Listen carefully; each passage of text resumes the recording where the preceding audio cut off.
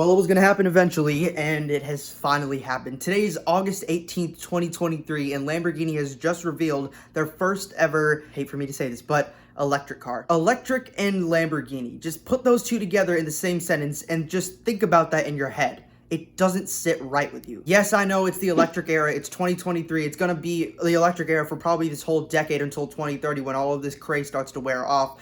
But Lamborghini apparently has jumped on the trend. But in 2021, Lamborghini already said that they were going to electrify their entire lineup. And it started with the Revuelto. Now it's going to be in the Urus plug-in hybrid, the Huracan successor after that. And now we have the first ever electric, like fully electric Lamborghini that's actually real. And it is finally here. And it is called the Lanzador. I don't know how to pronounce it.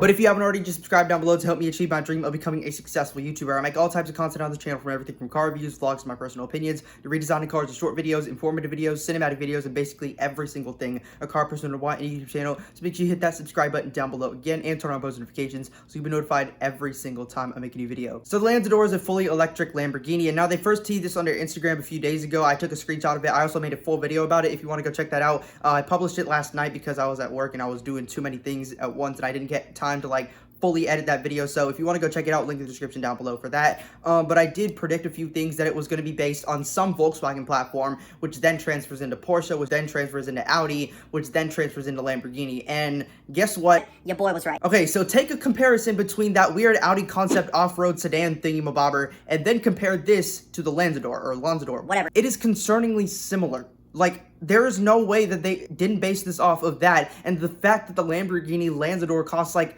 $300,000 and up, it just mind boggles me, because the Audi is obviously, I'm probably just gonna guess, it's just a concept for now, but the Audi, I'm definitely guessing it's gonna be over 100,000, maybe 150,000, even though nobody has that kind of money. But like double that price and make it a Lamborghini body, but actually it looks like an Audi. Like, just take a look at this design. We're just gonna talk about that now, which brings us to well, the design. The front end, it just looks like an Urus basically, except with a little bit more different elements of McLaren inside of it. Like, whenever they teased this for the first time with actual production headlights and bodywork and everything, actually yesterday morning, I thought it was actually like the McLaren SUV.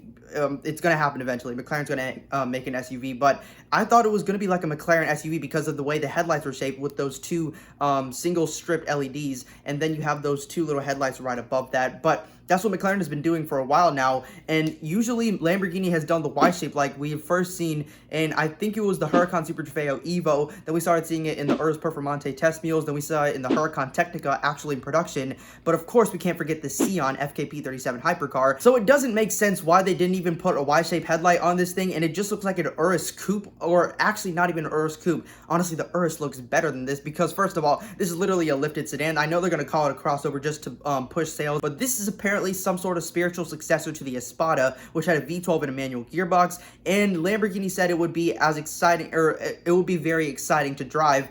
But 1,341 horsepower sent to all four wheels. Yes, that sounds exciting, but it also seems freaking scary. Like, just imagine piloting that thing and like $300,000, it's gonna hit 0 to 60 in probably like 2 seconds, like every single modern electric car does. It's honestly getting really, really old at this point. Let's just take a look at the rear though, because the rear, I don't think it looks good at all. It takes the Sion style headlights with those 3 hexagonal shapes on each side. It looks like it's lifted way too high, like not even just the suspension, but like the entire rear. It looks like you put a liquefy tool and then just like shoved it up. That's what it looks like. The proportions just seem really off with this thing, and for Lamborghinis, usually they have like the singular line like that. It would make sense if they did that, except in more of like a hump shape. That honestly would look way more like a Lamborghini. This looks more like the Audi, because the Audi doesn't really have a certain, like, you know, design DNA for the roofline and everything, and the body lines for an Audi. It just looks way too similar to the Audi to be priced like over double the amount, which just doesn't sit right with me, especially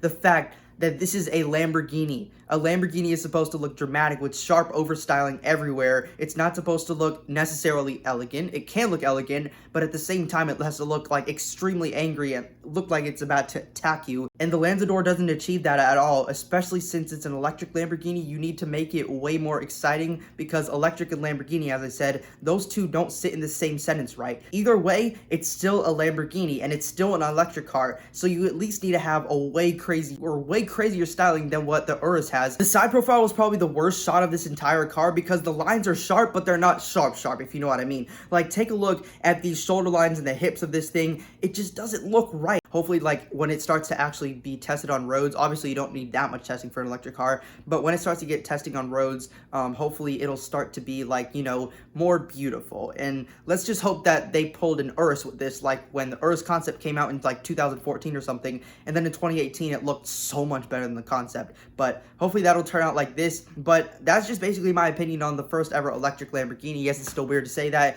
Do you think it actually lives up to the hype that Lamborghini gives it? And do you think it'll actually be like a real Lamborghini in terms of like the emotion, the driving experience, all that? But if you haven't already, just subscribe down below to help me achieve my dream of becoming a successful YouTuber. I make all types of content on this channel, from everything from car reviews, vlogs, to my personal opinions, redesigning cars, to short videos, informative videos, cinematic videos, and basically every single thing a car person would want in a YouTube channel. So make sure you hit that subscribe button down below again, and turn on post notifications so you'll be notified every single time I make a new video.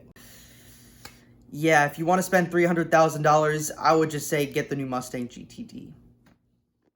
Please subscribe lol, I have big dreams on YouTube.